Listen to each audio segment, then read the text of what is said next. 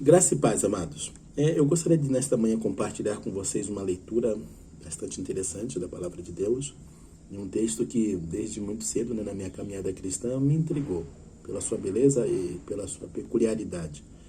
Eu quero pegar o relato aqui de Mateus, depois eu vou fazer um comparativo com esse mesmo relato lá em Lucas, mas vou usar como referência aqui Mateus capítulo 8, a partir do versículo 5, amém?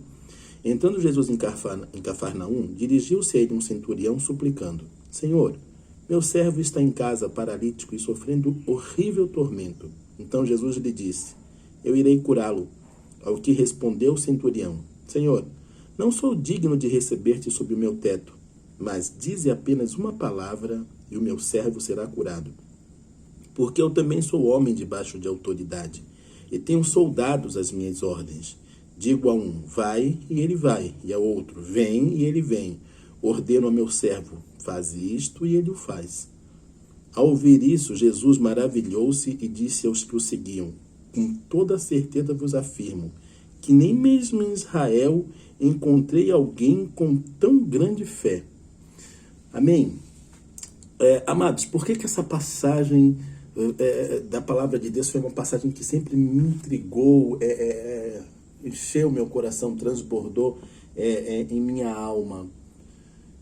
Vemos no transcorrer de todo o relato bíblico, de toda a palavra de Deus, em especial nos evangelhos, porque é ali que se dá, né, nos 4 evangelhos, a gente vê o ministério do Senhor Jesus Cristo. E vemos tantos atos de fé, tanto da parte do Mestre, tanto da parte do Senhor Jesus, como tantos casos de pessoas que agiram segundo a sua fé, segundo a fé, e essas pessoas receberam a bênção da parte de Deus.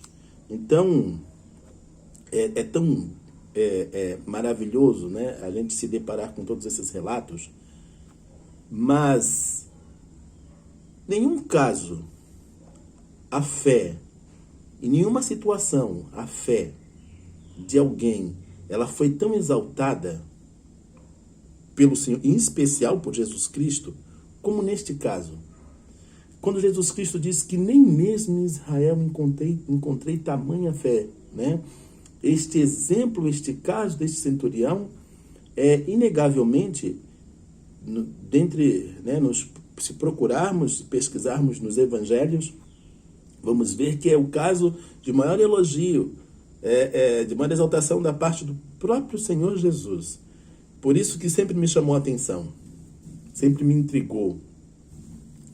E baseado nisso, eu gostaria de refletir, né, fazer essa reflexão hoje, de pensar com vocês neste momento, entendermos um pouco mais sobre a peculiaridade, a característica desta fé. Eu escolhi o relato de Mateus, né, acho muito lindo a forma como esse texto é colocado, também no Evangelho de Lucas. As minúcias que ali tem, né, falam um pouco mais sobre esse centurião, né, explicando um pouco para os meus queridos quem era o centurião, né? O centurião é um oficial romano responsável por uma centúria, daí o termo centurião, ou seja, por um agrupamento de 100 soldados, tá? 100 soldados ficavam debaixo de sua ordem. Então, ele era chamado de centurião, ele comandava um grupo de 100 soldados, era uma das estratégias, né, do exército romano. E então a gente está diante de um homem de poder, um homem de autoridade, um homem respeitado e um homem que exercia autoridade, até porque ele comandava uma centúria. E o quanto esta condição dele, ela é fundamental na sua expressão de fé. O quanto esta condição deste homem, de ser um romano, e um oficial romano, e de estar numa condição de comando, o quanto isso faz diferença na sua percepção da fé. Ou seja, o quanto a sua posição lhe dá uma condição favorável para compreender e, consequentemente, exercer a fé de acordo com aquilo que o Senhor Jesus compreende como sendo o caminho da fé. Aquilo que o Senhor Jesus compreende como sendo uma fé digna de ser exaltada. Percebo que essa é a diferença deste homem para os demais. A diferença está na sua posição, que lhe dá uma condição favorável, privilegiada, para, na essência, compreender o que é a fé e como se exercita esta fé. Quando ele busca o Senhor Jesus, né, e a gente, baseado no texto também de Lucas, né, a gente vê que aquele homem era um homem temente a Deus, que inclusive tinha ajudado na própria construção da sinagoga, enfim. Lá há alguns detalhes que nos permitem compreendermos um pouco melhor o perfil, a personalidade, o caráter deste homem. No entanto, eu escolhi o relato de Mateus porque é justamente com o seu discurso que eu quero ficar. Né? Com o seu discurso, não com o seu perfil, né? Com a descrição do seu perfil, mas com o seu discurso. E o seu discurso é colocado de melhor maneira aqui em Mateus. Mas a gente lá tem essa apresentação deste perfil deste homem, né? Então, de fato, ele é um homem temente a Deus, e um homem generoso, e um homem que contribuía ali com os judeus, a ponto deles dizerem para Jesus: olha, este homem é digno de que o Senhor o ajude, enfim. Mas aqui, e neste relato de Mateus, em que, diferente de Lucas, aqui este homem mantém um diálogo com Jesus, diferente de lá, em que ele sequer se apresenta, né? Mas aqui ele diretamente fala, então o discurso fica mais fácil de ser compreendido. E ele que vai à procura não de um benefício para si, mas para o seu servo. E quando Jesus se dispõe a acompanhá-lo, a segui-lo, ele fala: Senhor, eu não sou digno de que tu entres em minha casa, mas diga uma só palavra. E é aí que começa. E é aí que é a demonstração da sua percepção, da sua compreensão da essência da fé. Diga uma só palavra e o meu servo ficará curado. Basta a tua palavra. Basta a tua palavra. A autoridade, o poder está na tua palavra. Assim como eu tenho autoridade para conduzir tanto os meus servos como os meus soldados, por meio da minha palavra, eu digo: faça isso, ele faz. Faça aquilo e ele faz. Assim como eu exerço autoridade por meio da minha palavra, e a minha autoridade está empenhada na minha palavra, eu sei que a tua autoridade está também na tua palavra. Ele tinha essa compreensão do poder que havia nas palavras, de que era ali, que sequer se fazia necessário que Jesus Cristo o acompanhasse.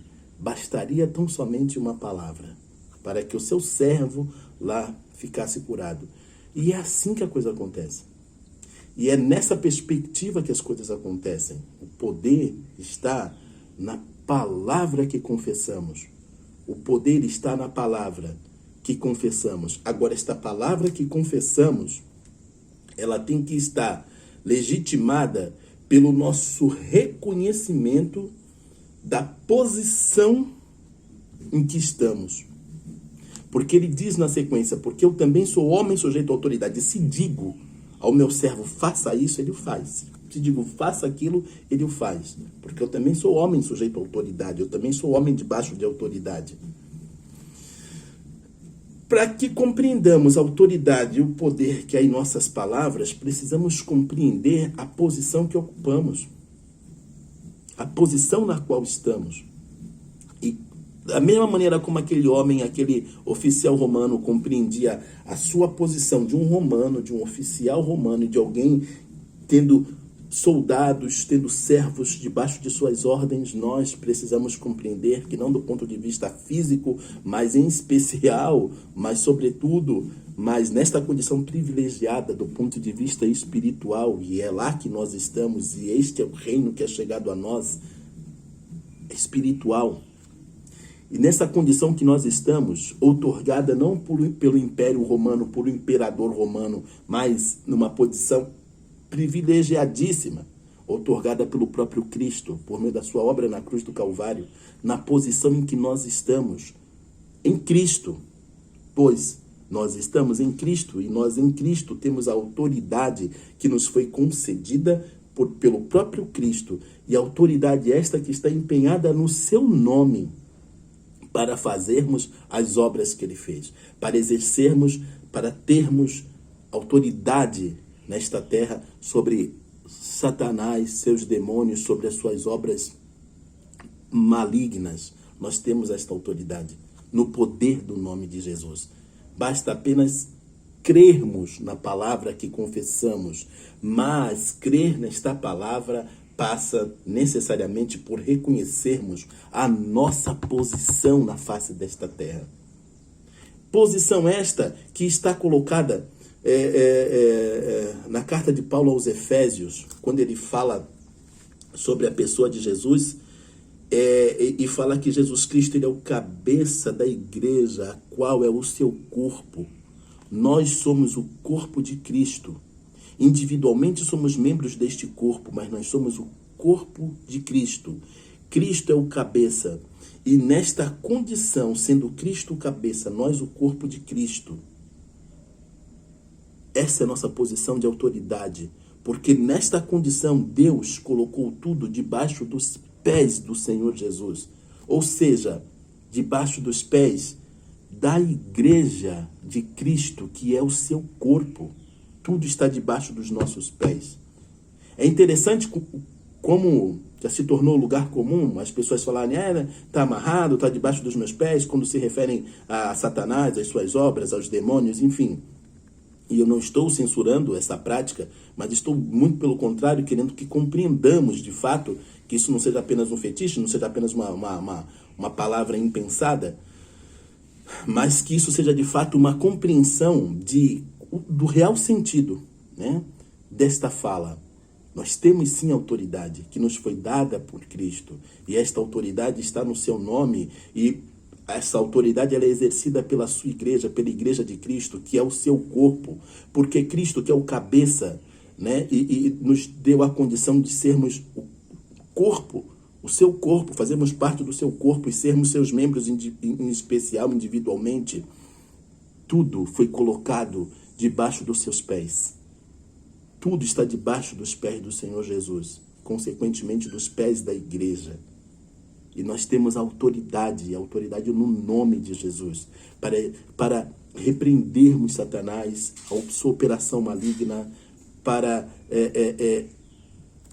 trazermos, materializarmos, como está escrito lá também em Efésios capítulo 1, versículo 3, bendito Deus e Pai de nosso Senhor Jesus Cristo, o qual já nos abençoou com todas as bênçãos espirituais nas regiões celestiais em Cristo, para trazermos ao mundo físico aquilo que já nos pertence no mundo espiritual, aquilo que já nos foi dado no mundo espiritual, e exercermos a autoridade na posição em que estamos, na condição em que estamos, enquanto membros do corpo de Cristo, tendo tudo debaixo dos nossos pés.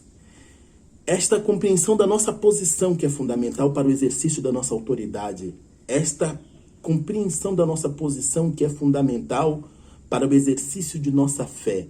Aquele homem, aquele centurião, ele soube exercer a sua fé, e essa fé é elogiável porque ele sabia da sua posição, porque ele sabia que ele era um homem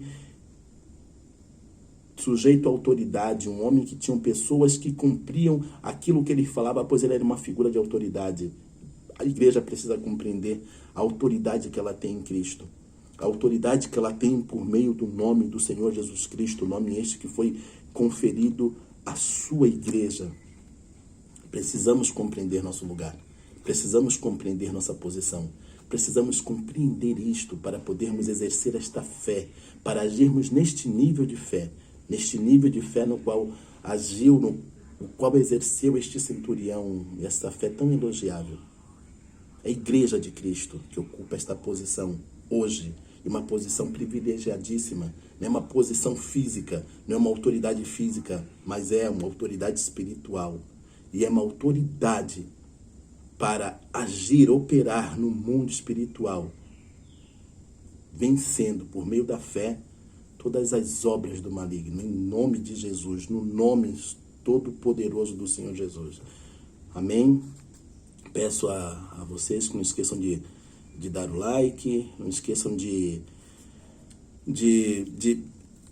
ativar o sininho para que todas as vezes em que eu postar um vídeo você seja notificado, e inscreva-se no canal e compartilhe. Se essa palavra tem sido bênção em sua vida, compartilhe. Amém? Em nome de Jesus. Graças e paz.